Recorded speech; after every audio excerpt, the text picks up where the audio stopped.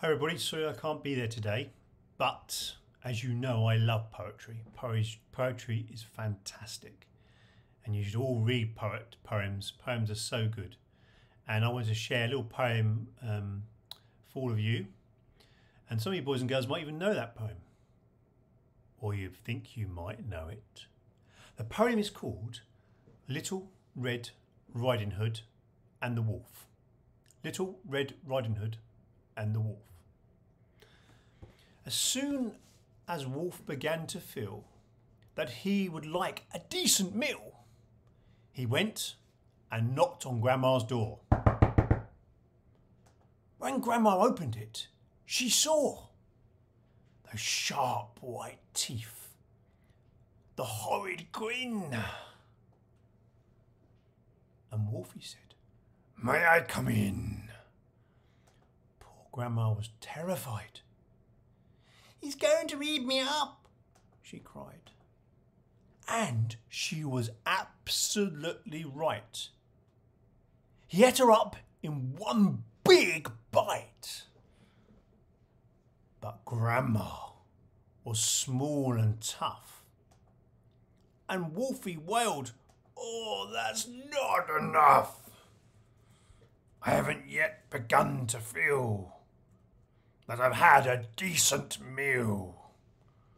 He ran around the kitchen yelping, "I've got to have another helping."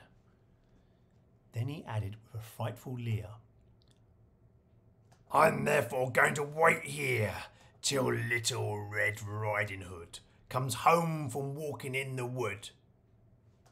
He quickly put on Grandma's clothes, and of course he hadn't eaten those.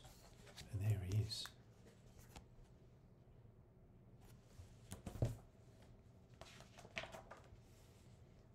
He dressed himself in coat and hat. He put on shoes, and after that he brushed and curled his hair. Then he sat himself in Grandma's chair.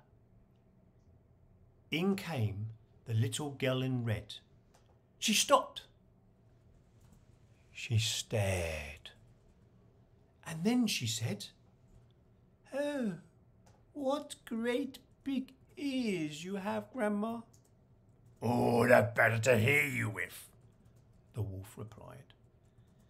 "Oh, what great big eyes you have, Grandma," said Little Red Riding Hood.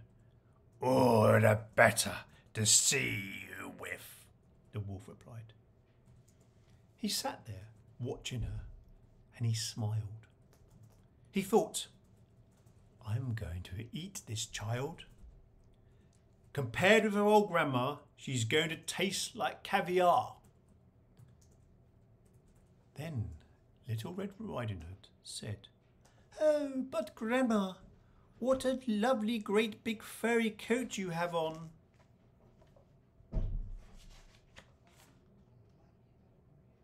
"That's wrong," cried Wolf. "Have you forgotten to tell me what big teeth I've got? No matter what you say, I'm going to eat you anyway." The small girl smiles. One eyelid flickers. She whips out a pistol from her knickers. She aims it at the creature's head, and bang, bang, bang, she shoots him dead. A few weeks later, in the wood, I came across Miss Riding Hood. But what a change! No cloak of red, no silly hood upon her head. She said, "Hello, and do you please note my lovely furry wolfskin coat." Thank you for listening, boys and girls.